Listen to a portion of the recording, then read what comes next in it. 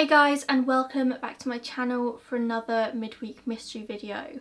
This week I've got a case to talk about that has been so highly requested. It's been a case that's been on my list since the very beginning, but I've kind of put it off for a really long time because this is the story of three women who are still very much alive today, who had to survive through one of the most horrific things imaginable. I really want to be able to do their stories justice because there are probably thousands of other people on this planet going through the same thing that they did, but I want to be able to do it without going into any gratuitous details of their suffering. This is the story of how a man called Ariel Castro ruined the lives of Michelle Knight, Amanda Berry and Gina DeJesus. And our story begins with Michelle Knight. She was born on the 23rd of April 1981 and grew up in Cleveland, Ohio, which is where the story takes place.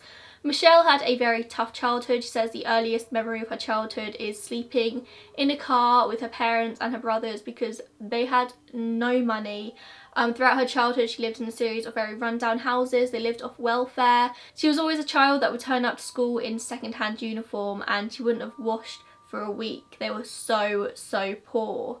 When she was 12 she began to be molested by a family member, and this lasted for many years. When Michelle's 13 she decides that she needs to escape this situation that she's in, and so she runs away from home and finds herself sleeping on a park bench before eventually moving to sleeping underneath an overpass where she'd sleep in a bin to keep warm. She's just 13 years old. After a few months of this, she's actually recruited by a local drug gang and she's paid $300 a week to be a drug runner. And this sounds like this would be a very bad time in her life, but Michelle's actually said that this was one of the better times in her life because this drug gang took her in. They gave her a place to sleep, they made sure she was fed and watered, and they paid her money. She had money for the first time ever. And she said that nobody in the gang ever mistreated her in any way. But eventually the person that she was recruited by, the person that she lived with, was arrested and Michelle was thrown back out onto the streets. And once she's back on the street, she's eventually spotted by somebody who knew her parents, and so this person contacts her parents and Michelle is dragged back home by her father. Of course, once she's back home, she finds herself in exactly the situation that she wanted to escape. She's still being molested, she's still living in a very poor household. Her parents don't seem to be good parents in any way, so she just feels trapped. At the age of 17, she actually ends up falling pregnant and she insists that she's going to keep the baby. So in October 1999, at just age 18, she gives birth to a baby boy who she called Joey. And this baby changed her entire life. It changed her outlook on life. She dreamed of getting a job and moving out and providing her baby with the best life that she possibly could. This baby really motivates her to get out of this situation she's found herself in. According to everyone who knew her, Michelle seemed to be a very good mother. She devoted her life to taking care of her son. And when he was a couple of years old, Michelle actually leaves Joey in the care of her mother, Barbara. And when Michelle comes home that day, I think she may have been out looking for a job that day. She comes home and Barbara's nowhere to be found. Barbara's gone out and left her new boyfriend in charge of baby Joey. So Michelle comes in, starts questioning the situation, and this boyfriend lunges at Michelle. Now Michelle's only 4'7", she's very small.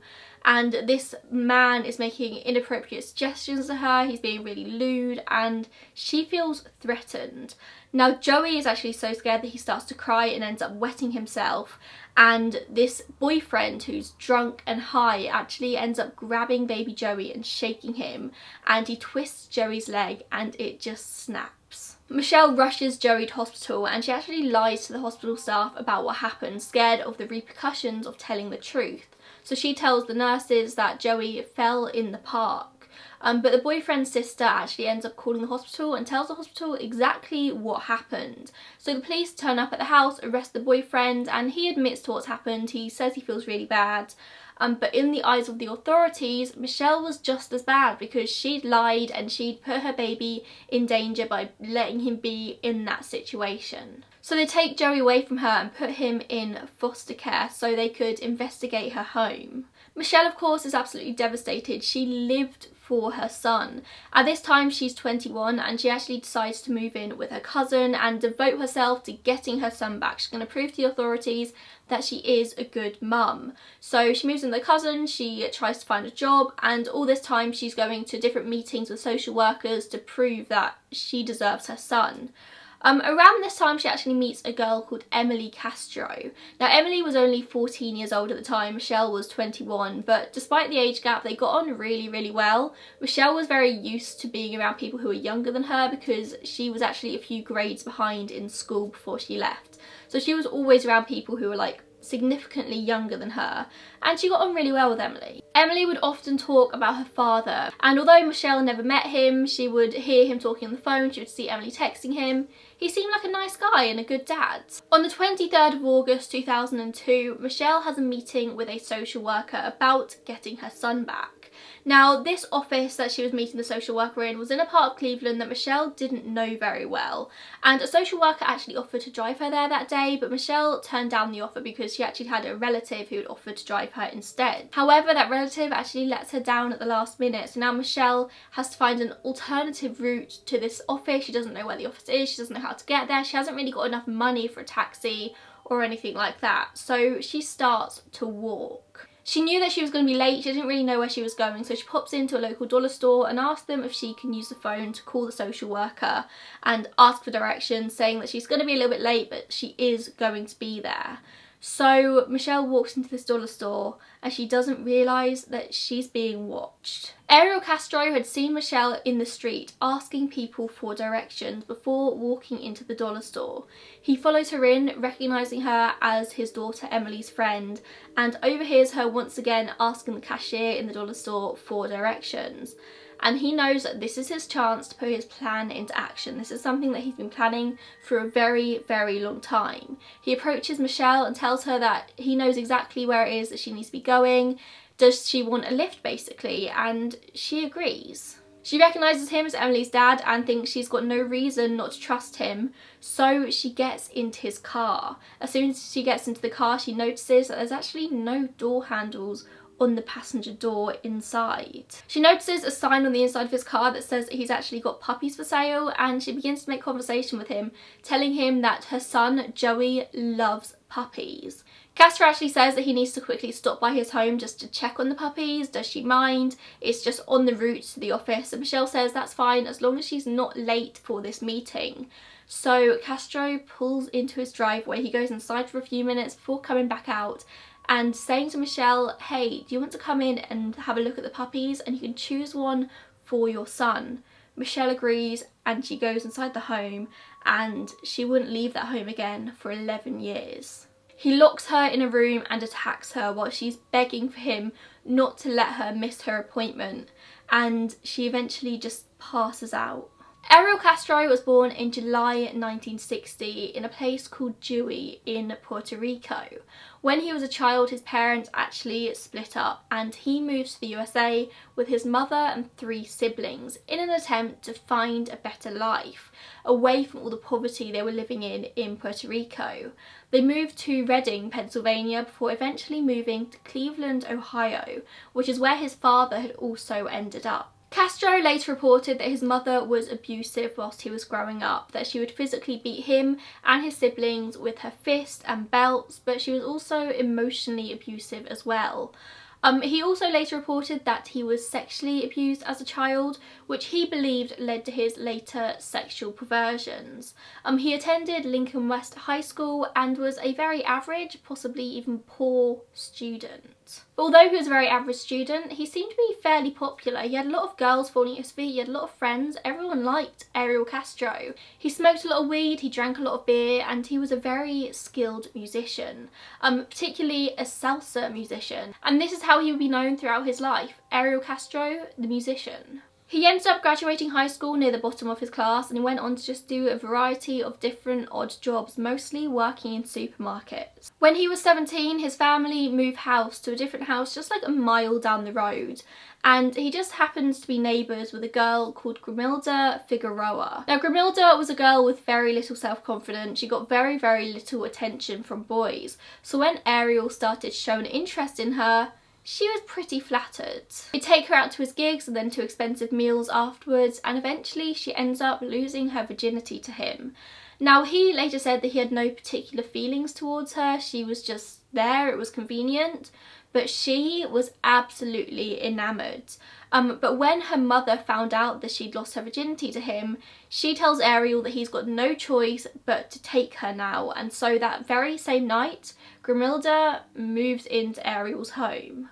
At Christmas 1980, Grimilda becomes pregnant and 21-year-old Ariel is absolutely delighted, and he becomes a father to Ariel Jr. and he shows off his newborn son to everyone he could. He seemed to be really, really happy. But something within Ariel changed after the birth, and he begins to get violent with Grimilda. He starts to beat her, he'd push her down the stairs and into walls. She wasn't allowed to leave the home that they shared with his family unless she was covered up head to toe. She had to wear long dresses with long sleeves so other men wouldn't look at her. She wasn't allowed to disobey him, otherwise she'd get a beating. She wasn't allowed to watch TV shows that he disagreed with. Ariel Castro, along with every other horrific thing he was also incredibly racist. So Grimilda wasn't allowed to watch any TV shows that had black people in. So Ariel would go out to work for the day and he'd come home and he'd run his hand over the TV to see if the TV was warm. If it was, he'd open up the TV guide and make sure that none of the TV shows on that day had black people in. If they did, she'd get beaten up. In 1983, she gives birth to their second child, a daughter called Angie. And this time, Ariel wouldn't allow anyone to meet the baby. If they did meet her, they weren't allowed to touch her. With each day, he was getting more and more violent. And he also loses his job at this point. He's been working at a plastics factory. He loses his job because he's lazy, and therefore he's now at home all the time with even more attention to give to Grimilda and the kids. And it wasn't positive attention. Over the years, Ariel Castro beat Grimilda so badly that he broke her nose, ribs, arms. He even cracked her skull after throwing her down the stairs. He caused a blood clot in her brain that was so severe that it actually turns into an inoperable tumour. He would dislocate her shoulders when she said something that he didn't like. She ends up in hospital multiple times over the years. Perhaps the worst is when he beat her with a metal bar. But he made her swear each and every time that she wouldn't tell the authorities what was going on. The hospital staff knew exactly what was going on. They knew that she was a victim of domestic violence, but unless she made a formal complaint, the staff were powerless to do anything. In 1988, Grimilda gives birth once again to a girl named Emily, and this was just days after Ariel Castro viciously beat her with a barbell.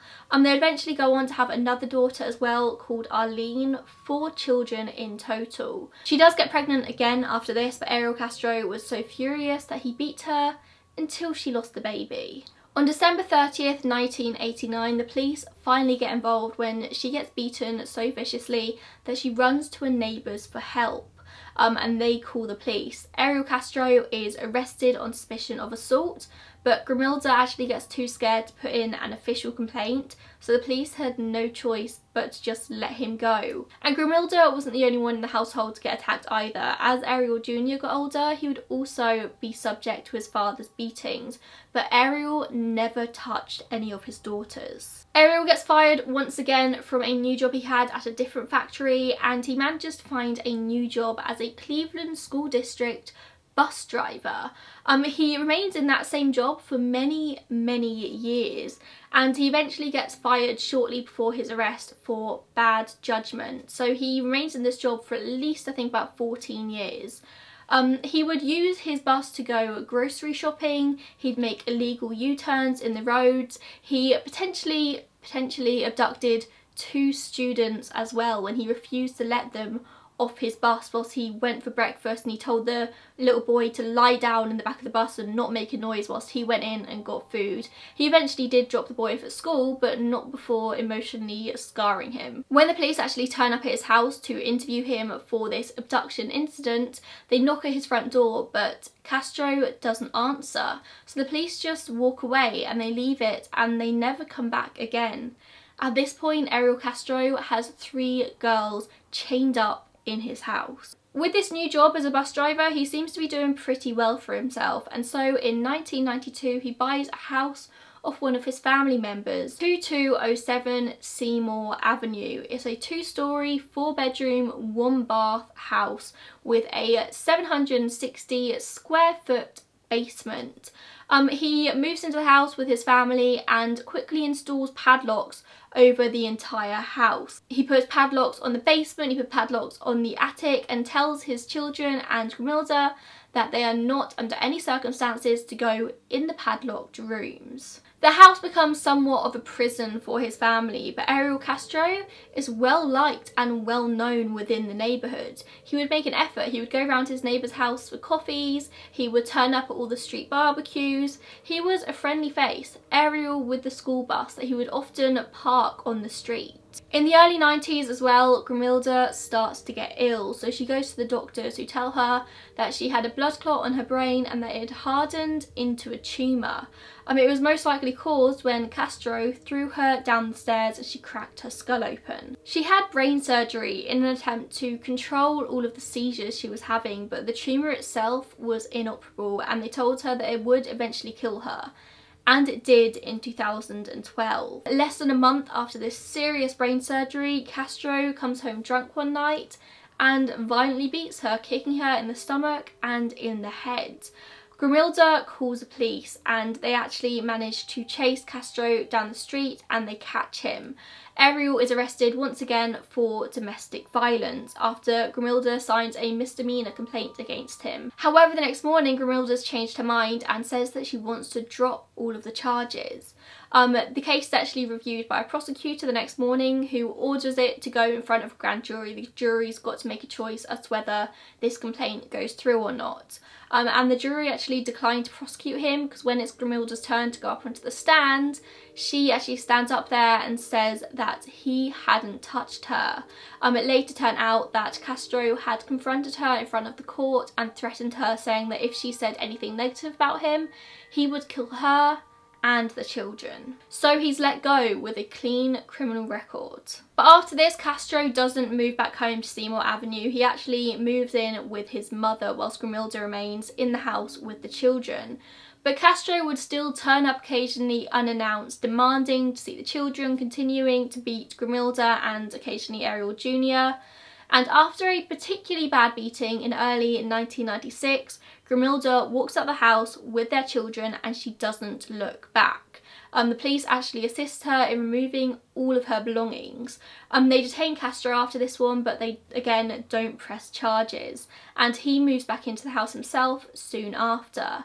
The next year Grimilda is actually awarded full custody of the children. But although Grimilda tried to remove Castro from her life, she moved on and got engaged to somebody else, he would still insist on very much being there. He would never leave her alone. He would continue to threaten and harass her. And as late as 2005, she actually files charges in the Domestic Relations Court, accusing him of inflicting multiple severe injuries on her and of frequently abducting their daughters. He would basically turn up and just take their daughters away and refuse to return them. The court actually ends up granting a temporary restraining order against Castro, but it's dismissed a few months later when Grimilda's lawyer doesn't turn up in court. At this point in 2005, he's already got 3 girls held captive in his home. You see, in the time after Grimilda left him, he became obsessed with the idea of sadomasochistic sex, and he started planning to kidnap. You see, in the years since Grimilda left, Castro had become obsessed with the idea of sadomasochistic sex. He was obsessed with pornography and masturbation, and in his head he wanted to capture a girl and make her a sex slave in his own home. And that is exactly what he did. The first girl was obviously Michelle Knight, and I'm going to spare you the details of what exactly happened to Michelle during her time in Castro's home. You can probably imagine the kind of depravity that he put her through, and I don't really want to go into detail about it. It feels gratuitous, it feels unnecessary. You can probably imagine, actually no, you can't imagine, it's worse than you can imagine. Most of the details I've got for this video I found in a book called The Lost Girls by John Glatt. If you want to know all of the very, very traumatizing details, then I would highly recommend that book. I just don't feel like me sharing those horrific details would bring anything extra to this story. I just don't think it's needed. Just know that it's probably worse than you can imagine. On that first night, he chains her up in the basement and puts a motorcycle helmet over her head, and that's how she would stay for quite a long time. On the Friday afternoon after Michelle's abduction, Michelle's mother Barbara actually goes to the police station to report her daughter as missing. She says that the last time Michelle was seen was the previous morning by her cousin that she lived with. The investigators checked hospitals, they called relatives' houses, they even checked the morgue, but Michelle wasn't in any of those places, obviously. And they actually noted that Michelle was mentally disabled and that she would be confused by her surroundings, saying that she probably has no idea where she is. But as far as I could find out, Michelle wasn't actually mentally disabled in any way. All in all, Barbara said the police actually did very little to help her look for her daughter. Michelle was 21 years old, she was an adult, and she had a history of running away. The police believed that Michelle ran away because she didn't want to have custody of her son. She just wanted to be free, and so she escaped. In fact, the police were so unhelpful that just 15 months after she disappeared, Michelle's name was removed from the National Crime Information Centre database. She was basically removed from the missing persons list, even though she hadn't been found. The police had tried to make a call to her family and there had been no answer, and so the police were like, oh, she's probably been found, let's just take her name off the list. So all of this time, Michelle was in captivity for 11 years. And nobody was ever looking for her. There were no missing posters, the police weren't actively searching for her, her family weren't even actively searching for her, her name was on no database. For the first few weeks of captivity, Castro would keep Michelle in the basement, tied up, chained up to a pole, and he would rape her repeatedly. She was forced to use a plastic bucket as a toilet that he would never empty. He would feed her one meal a day, and she wasn't allowed to shower or wear clothes. And eventually she falls pregnant. When he finds out, he's furious, he beats her, he hits her in the stomach multiple times with a metal barbell. And this continues on for weeks until she eventually has a miscarriage. And then he blames her for having the miscarriage. Over the years, Michelle actually falls pregnant multiple times, each time being forced to have a miscarriage. After a few months, Castro tells Michelle that he's looking for another girl to kidnap, this time saying he wanted a blonde. Amanda Marie Berry was born on the 22nd of April 1986, raised in Cleveland by her mother, but would visit her father in Tennessee every summer. Amanda actually attended the same school as Castro's daughter, Emily and Angie, although she wasn't particularly close with either of them. At 16, Amanda got a job in Burger King, just 3 blocks away from her house. She was your typical teenager, slightly rebellious. She loved to party. She would go to these parties, she'd smoke weed and she'd drink beer, but other than that, she was just an all-round good person, good teenager, good daughter. It was April 21st, 2003, the day before her 17th birthday. Amanda says bye to her mum as she heads to her shift at Burger King. She planned to go out that night to get her nails done and buy a new outfit for her birthday. She had $100 in her nightstand in her bedroom that she was going to come home and take out the night to get her nails done. And she was quite excited, but her day wasn't the best day ever. She called her mum a couple of times during her shift crying. She just found out some bad news. But she was close enough with her mother to talk about things like that. She was just a normal girl. At 7:37 p.m, Amanda checks out of her shift. She was planning on walking home as she didn't have money for public transport, and it was only 3 blocks away. As she's walking home, Ariel Castro drives past her. This is no coincidence. Castro had had his eye on Amanda for quite a long time. He was a regular at Burger King and he'd see this pretty blonde girl working behind the counter, and he started to formulate his plan. He'd been watching her, he knew her routine. About 8 p.m, Amanda's walking home. She's on the phone to her sister and they're just having a chat. Obviously, when you're a girl walking alone, quite a lot of the time you do call somebody so you can chat and sort of stay safe. As she's on the phone, Ariel Castro pulls up next to her and offers her a lift. She recognised him. He was a regular customer at Burger King. He seemed like a really nice guy. He wasn't a complete stranger. And she knew his children. She knew both Angie and Ariel Jr., who had both worked at Burger King with her. So she's on the phone to her sister and she says to her sister, "Oh, I've got to go, I've just got a lift." And so she gets into Castro's car. Only of course he doesn't take her home. He drives straight past her street, telling her that they're going to see Angie at his house. He leads her into his home and takes her upstairs. He takes her into a bedroom and grabs her and attacks her before leaving her chained up in the basement, as he had done with Michelle. At this point, he's moved Michelle upstairs to one of the bedrooms where she's still chained up. Luana Miller, Amanda's mum, was very concerned when her daughter didn't come home that night. She knows almost immediately that something's wrong. Amanda had really exciting plans that night. She was really excited to go out and buy her new outfit. She was excited to get her nails done. She was excited for her birthday.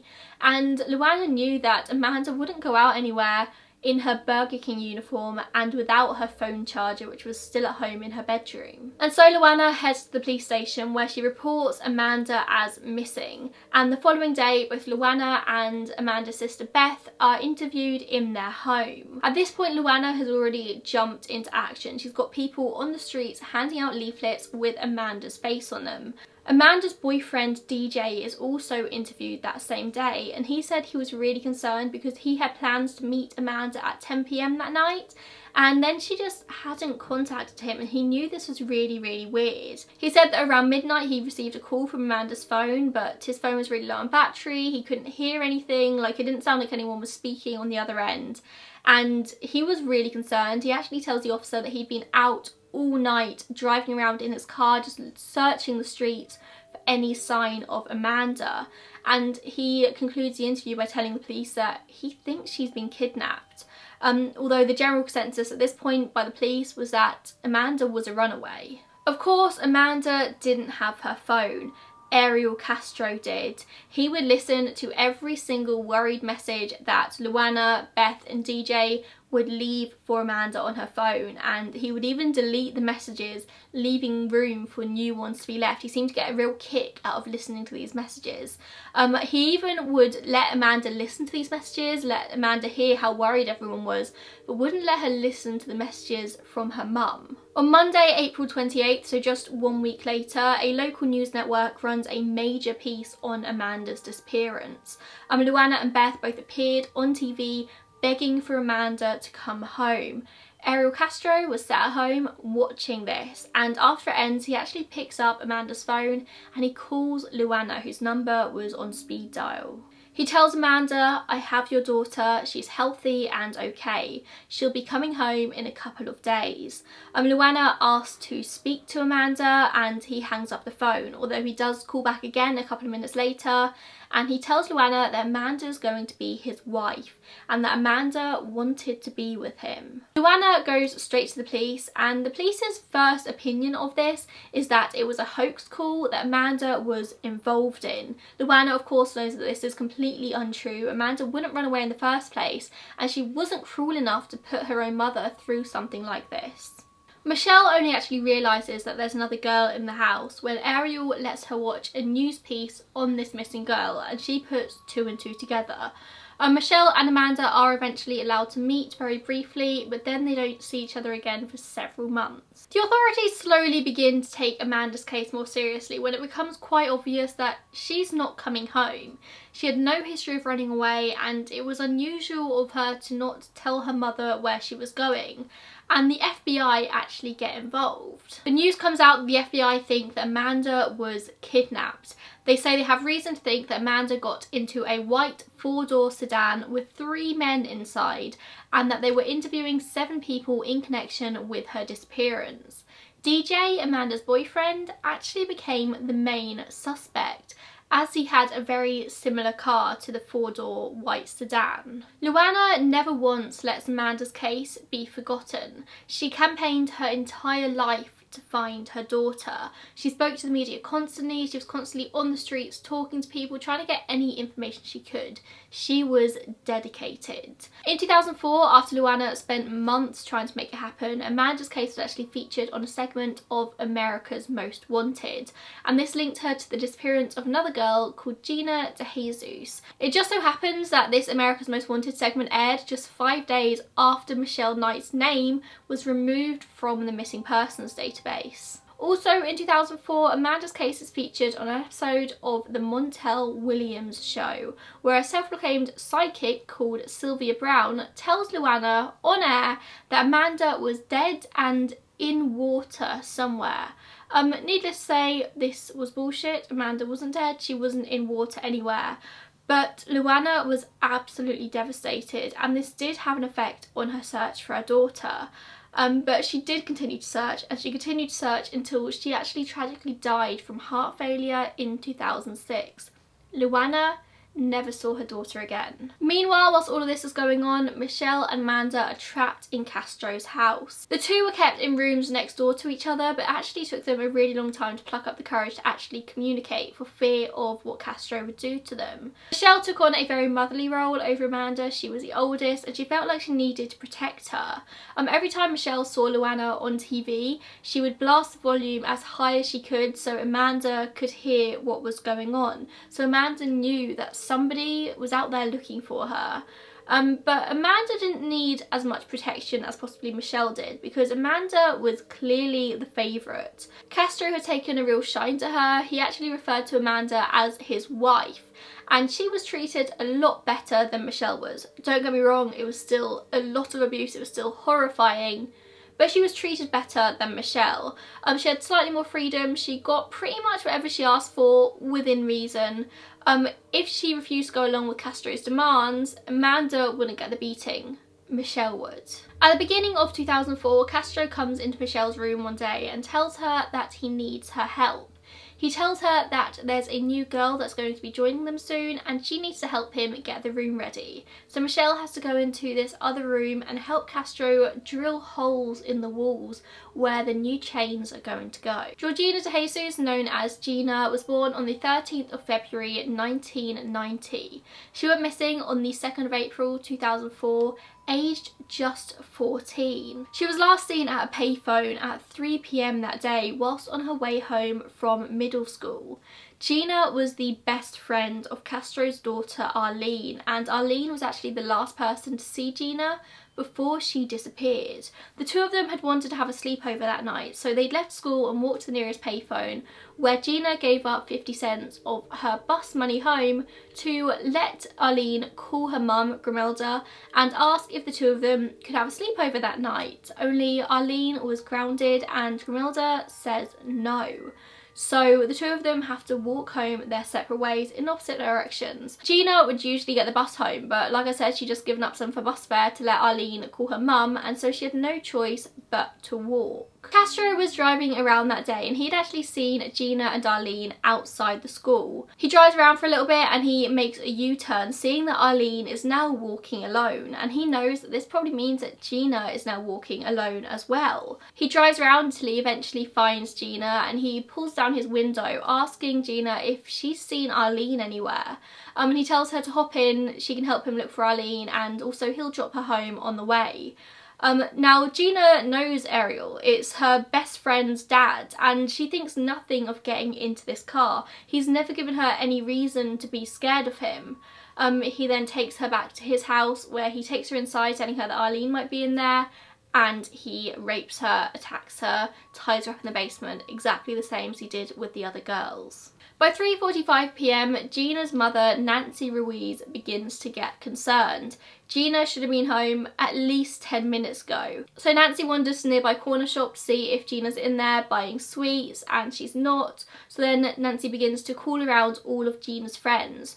No one has seen her. The last person to see her was Arlene when Gina was about to walk home. And by 5:09 PM, she's on the phone to the police reporting her daughter as missing. This was entirely out of character for Gina. She was 14 years old. She should have just been walking home from school. She should be here by now. No Amber Alert was actually issued, but the police did seem to take this case seriously from the get-go. The police start canvassing the streets, they start interviewing people on the streets, they interview all of Gina's friends, all of her family, anyone who could potentially be suspicious, any sexual predators in the area. Amanda's boyfriend DJ actually leaves his home the next day, and as he walks out of his home, he finds himself surrounded by police, and the police actually take him in for questioning, thinking that because he's the prime suspect in Amanda's disappearance, he might have something to do with Gina as well. Of course we know he had nothing to do with either. But the police did immediately make this connection between Amanda Berry and Gina DeJesus. Word spreads about this 14-year-old girl going missing, the second high-profile missing persons case in a year, and people head out onto the streets to help look for her, including Ariel Castro. He's very, very involved in the initial search for Gina, and he knew the DeJesus family. He'd even lived in the same neighbourhood at one point. They would consider him a family friend. He claimed that he was not aware at the time though that Gina was a part of this particular family when he abducted her. The main reason that he was out on the streets helping to look for Gina was he was searching for information. He was getting nervous, and he thought the police were closing in on him because they were questioning multiple people on his street. Just 2 days after Gina's kidnap, he writes what appears to be a suicide note. It would be found by police after they raided his home years and years later. In this note, he writes all about his childhood. He says that he was molested as a child and this made him have all these sexual fantasies. He writes that he's a sexual predator, but he blames the victims for their own kidnap, saying that it's not his fault that they got into his car. No one had witnessed Gina's abduction, at least nobody had reported anything, but it's not like any of the girls were dragged kicking and screaming off the street. All 3 of these girls had voluntarily got into his car, so anybody watching, anybody driving past, anybody walking down the street wouldn't look at what was happening and think, oh, that girl's being abducted. They think, oh, maybe it's her dad picking her up, or a relative picking her up, or just somebody she knows. None of them looked to be in any distress whatsoever, so why would anybody pay attention? A year after Gina's disappearance, the FBI released a composite sketch and description of a male suspect in this case. They described the suspect as Latino, 25 to 35 years old, 5'10", 165 to 185 pounds, green eyes, a goatee, and possibly a pencil-thin beard. After plenty of questioning, they managed to put together this weirdly accurate sketch. Castro did kind of match this description, although he was slightly shorter. He was 5'7", and he had brown eyes, not green. Everything else is kind of spot on. 15 FBI agents were working Gina's case around the clock. The entirety of Cleveland was under a microscope at this point. No children were being allowed out after a certain time. Similar to Amanda's family, Gina's family also never gave up searching for their daughter. They held constant search parties, they held vigils, they constantly spoke to the press in order to keep the stories alive. There was no doubt in anyone's mind that Amanda and Gina's cases were connected. Like I mentioned earlier, Gina's case is also mentioned on America's Most Wanted at the same time as Amanda Berry's. Michelle Knight's case wasn't anywhere. There was never a single missing poster with Michelle's face on it. Nobody knew Michelle's name, so nobody was ever looking for her. The 3 girls' time in captivity, as you can probably imagine, was just horrifying, worse than your worst nightmares. They were repeatedly raped, held like prisoners of war, and treated as if they were animals. Their plastic toilets, buckets in their rooms were rarely empty. There was food moulding all over the floors from their 1 meal a day. If they were being punished and not allowed food, the other girls would hold back rations for the other girls. They were allowed to shower twice a week if they behaved. They watched TV constantly, feeling like even though they were locked up, this TV was their small connection to the world. Castro did give all 3 girls spiral journals so they could write and draw and keep track of what was happening to them. He would read them occasionally, and he'd read these girls' opinions of him, and of course they'd get beaten if he didn't like what they were writing, but it was their small escape. It was the way they could write about what they were going through. Amanda carefully chronicled every single day that she was in there. She wrote about everything. She'd write letters to her mum every day. Eventually, Michelle and Gina were kept together in the same bedroom. It's referred to as the pink bedroom. They would be chained together, but obviously it was just having that small company that sort of kept them sane. It made them feel better knowing that somebody else was always there. They were constantly chained together. When one girl was being raped, the other one would hold their hand to make them feel better. He was rough with both the girls. He treated them horribly, but considerably more horrible to Michelle. He really, really seemed to hate Michelle. if he slapped Gina, he would punch Michelle. In 2006, Amanda falls pregnant, and now, unlike Michelle, Castro allows Amanda to keep this baby. She was his wifey, so he lets her go to full term. Amanda had her own room, and Castro bought her a special colour television. The other girls had, black and white televisions. Amanda got a colour television. The girls had no idea if Amanda was kept in the same conditions as them. Gina and Michelle were constantly chained up to each other. They had no idea if Amanda had the same treatment. She did. They would hear Amanda go to Castro's room every night, where apparently they would sit and watch TV together. Castro literally treated Amanda as if she was his wife. He would talk to her about his day, and she would just pretend and go along with it. One day in December, Castro comes to the pink room and pulls Michelle out, telling her that she has to assist in the birth. He tells her that if the baby dies, she will as well. And this was particularly hard for Michelle because she'd recently fallen pregnant again, and Castro had once again forced her to miscarry. The birth took place in a small inflatable pool, I think in the basement, and it was a very hard birth. The baby got stuck as it was coming out, she was turning blue, and so Michelle had to really coach Amanda through it. Of course, Michelle hadn't been through childbirth before herself, and once the baby comes out, she's not breathing. And so Michelle's there with Castro screaming at her, and she has to bring this baby back to life. And by some miracle, she's able to resuscitate this baby girl, and she starts crying. Castro names this baby Jocelyn. Jocelyn would be raised in the house, kept in Amanda's bedroom with her. Castro actually removes Amanda's chain so the child wouldn't have to see them. And this changed the entire dynamic of the house. Castro now viewed himself and his hostages as some kind of messed up family. And although they were still trapped in this house, it kind of raised the morale for all of the girls. Michelle was overjoyed that something positive could come out of their horror. Of course, the abuse didn't stop, it was still just as horrific as ever, but now they had something to protect. Now, little Jocelyn wasn't confined to the house like the rest of the girls. Castro would regularly take her out, treating her as if she was his daughter, which of course she was, but he would treat her that way. She wasn't a captive. He would tell different people different stories about who this little girl was. He would tell some people, including his own children, that Jocelyn was the daughter of his girlfriend. When he showed Angie a photo of little Jocelyn, Angie actually said, "Is that Emily?" thinking that it was her own sister. The family resemblance was so strong, but still Angie didn't really question it. He'd tell other people, neighbours saw Jocelyn playing in his garden, that she was his granddaughter, but Jocelyn called him daddy and called Castro's mum grandmother. She seemed like a very happy child. She never knew any different than the conditions that she was living in at home, and she was raised with love and care by Amanda and the other two girls. Now, Castro never actually told Jocelyn the girl's name. She knew Amanda's name, but obviously called her mummy, but she actually never knew Michelle and Gina's names because Castro was so scared that she would say the names out in public and he'd get caught. For example, he made her call Michelle Juju. He was well aware that as Jocelyn got older, she was understanding the world around her more. Of course, he'd removed Amanda's chains when she was a baby, but he eventually has to remove Gina and Michelle's chains as well when Jocelyn starts to comment on them. It got to a point where he'd allow the girls to wander freely around the house. They were no longer locked in their rooms, but he would remind them that he had a loaded gun on him at all times, and if he went out, he'd lock them in their rooms.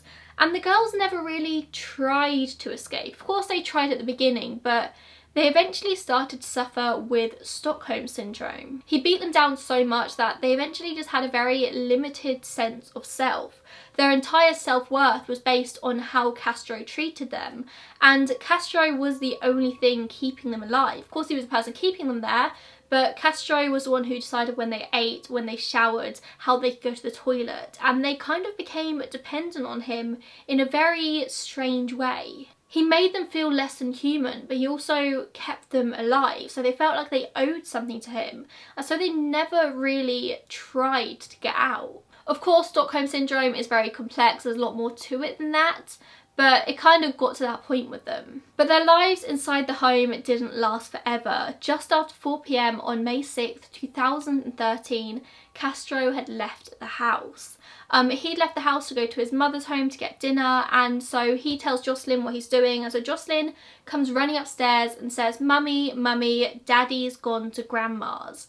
And Amanda just lies there. She doesn't react to it, thinking that it might be a trick and that she just needs to not react. He'd do things like this often. He'd tell them that he was going out and he would make it sound like he'd gone out. He'd open the door and close the doors, and then when they were brave enough to open their unlocked bedroom doors, he'd be standing there with a gun pointed at their heads. So Amanda doesn't really react to anything, but eventually she peeks outside the window and sees that his car is actually gone from the driveway.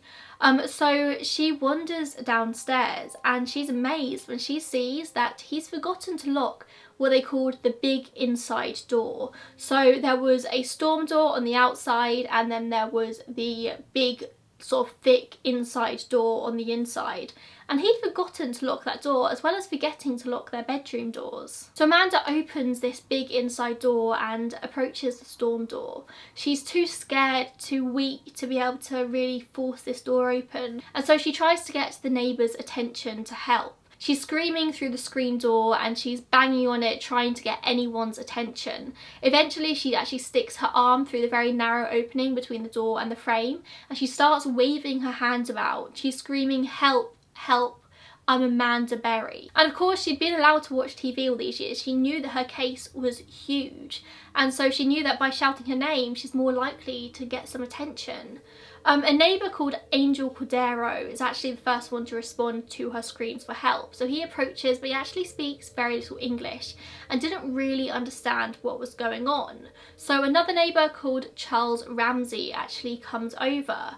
He sees Amanda, who says to him, "Help me get out, I've been here for a long time." His initial thought is that it must be some kind of domestic violence incident, and so he tells Amanda to kick out the bottom panel of the door whilst he kicks it from the opposite side, and eventually the frame starts to bend and the panel becomes loose. Amanda pushes the panel out and she crawls out of the bottom of the door before leaning back in and pulling out 6-year-old Jocelyn, who's crying and asking for her father. Charles Ramsey was later quoted as saying, "I knew something was really wrong when a pretty little white girl would run into a black man's arms. Dead giveaway." Scared that Castro would return, Amanda grabs Jocelyn and runs across to a neighbour where she begs for a phone. She calls 911 and says to the operator, "Help me, I'm Amanda Berry." She asks for the police. She tells the operator, "I've been kidnapped and I've been missing for 10 years and I'm here now.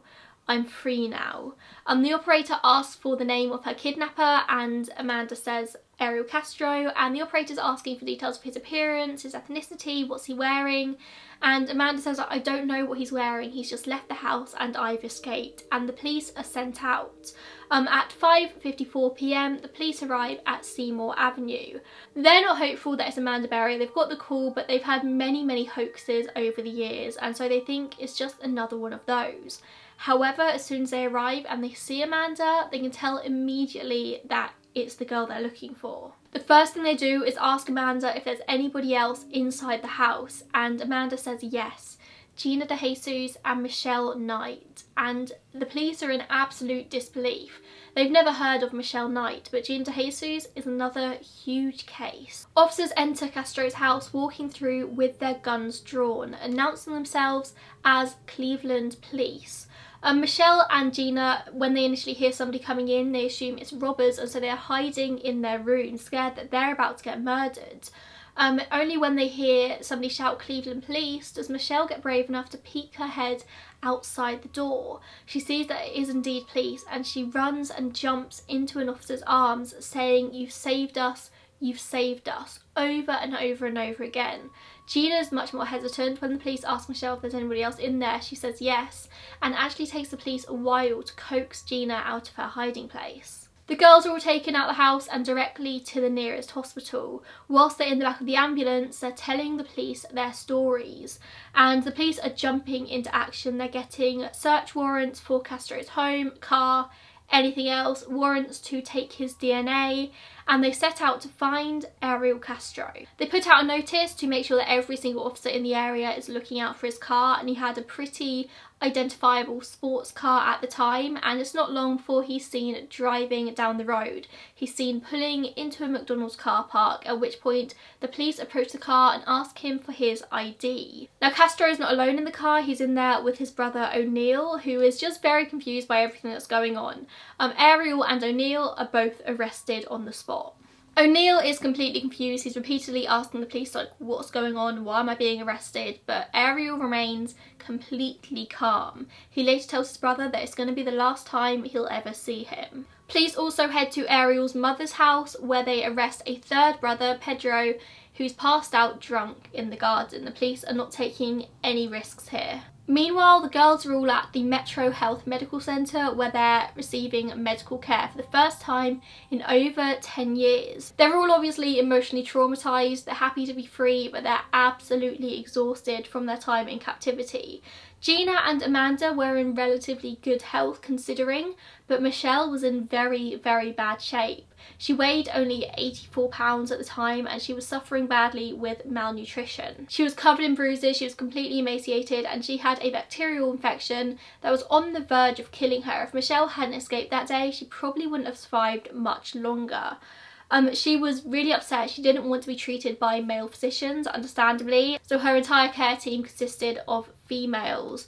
Her jaw was badly injured from years and years of being punched and dislocated and broken, and she was going to need facial reconstruction surgery to fix it.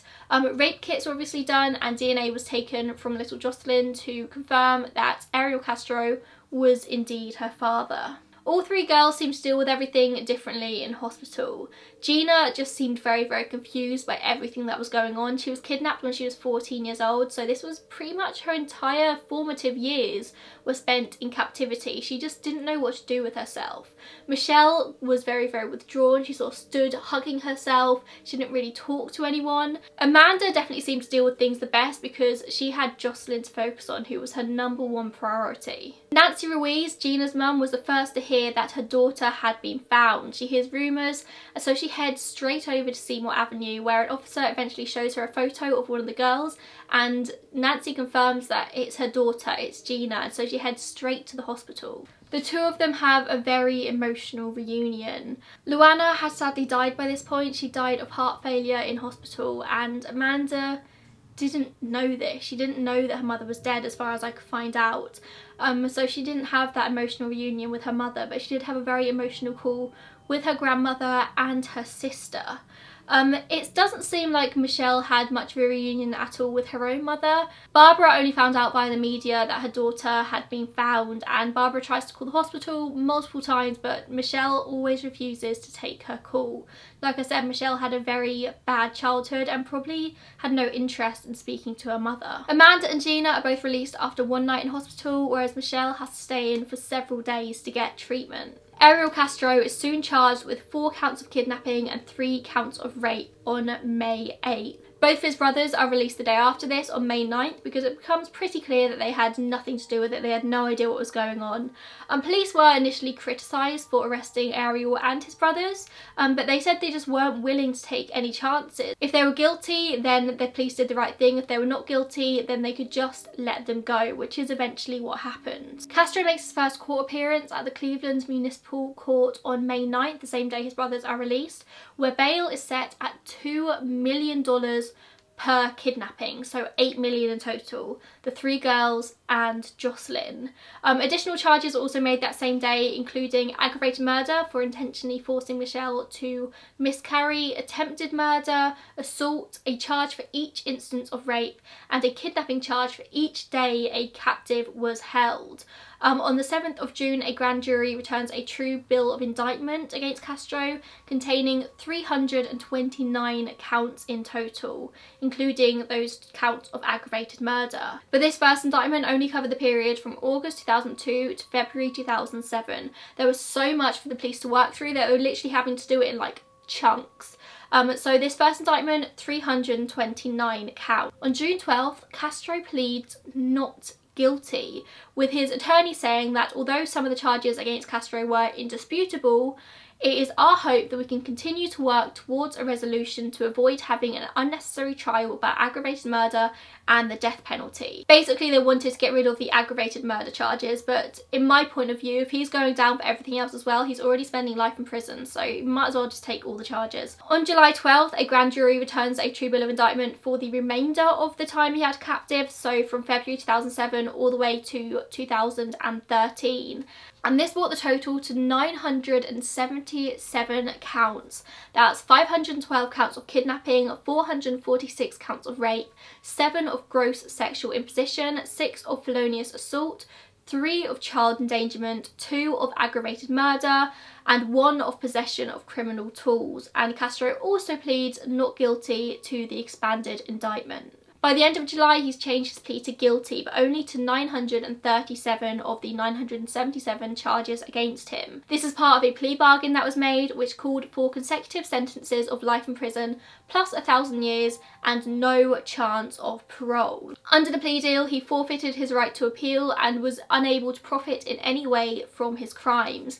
He also forfeited all of his assets, including his home, which prosecutors said needed to be demolished at the earliest opportunity. So the sentencing happens on August 1st, where he gets all of this consecutive life terms in prison plus 1,000 years, no possibility of parole. He is spending the rest of his life, no questions asked, in jail.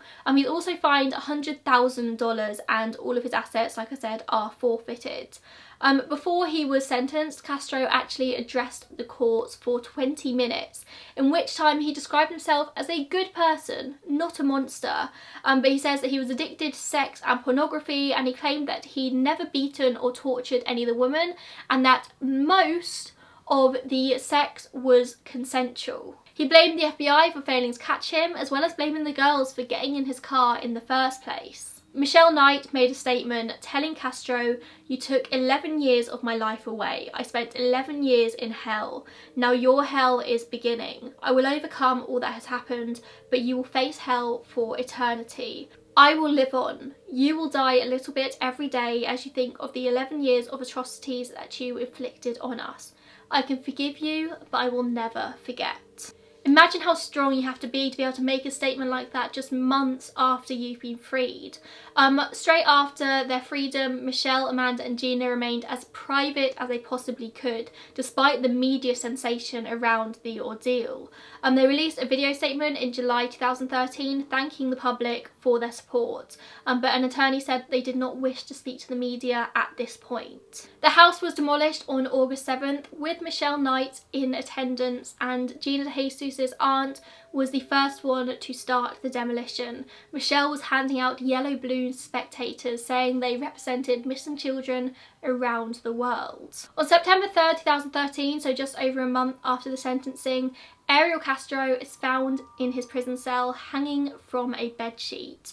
He's rushed to hospital but pronounced dead shortly after. How ironic is it that he kept 3 girls in captivity for 11 years, but he couldn't handle a month in captivity himself. And he would have been treated a lot better in prison than he ever treated any of those girls. There was question as to whether his death was part of some sort of like autoerotic asphyxiation or if it was suicide, but it was suicide. Michelle Knight did an interview with People magazine 1 year after her release, talking about her life. She said that since her rescue she's changed her name and she started getting tattoos to help with the healing process. She said her number 1 priority after her escape was to be reunited with her son, but she actually found out that her son was adopted by the family that fostered him, and she and other people thought it was a bad idea to get her son Joey involved in her nightmare, so she hasn't reunited with him, but she does intend to once he's an adult. It's so sad that she disappeared on her way to a meeting with her social worker. Everyone assumed that she ran away because she didn't want the responsibility of a child, but in reality she was kidnapped because she was so desperate to get to her child that she accepted a lift from a stranger. Michelle got married in 2016 and she wants to start a family, she wants to adopt. She's unable to have children after what Castro put her through. Amanda and Gina were both awarded honorary diplomas from John Marshall High School in 2015 because neither of them ever got to graduate, and Gina volunteers for the Amber Alert Committee to stop what happened to her happening to other people. Amanda works with WJW Fox 8 News, where she reports on missing persons cases, trying to get people's names and stories out there. And that is a story of 3 incredibly strong women: Michelle Knight, Amanda Berry, and Gina DeJesus. And it's terrifying to think that there's probably other people out there going through the exact same thing as they did. There were signs over the years that people just didn't pick up on. One neighbour said her granddaughter saw a woman crawling around in Castro's backyard wearing no clothes, and when the woman reported it to the police, they just didn't do anything about it. And people like to keep to themselves. They don't like to interfere in other people's business, but sometimes interfering could be for the best. Thank you so much for watching. If you've got any other requests for cases, make sure you leave them down below. Subscribe to my channel, and I'll see you in the next one. Bye guys.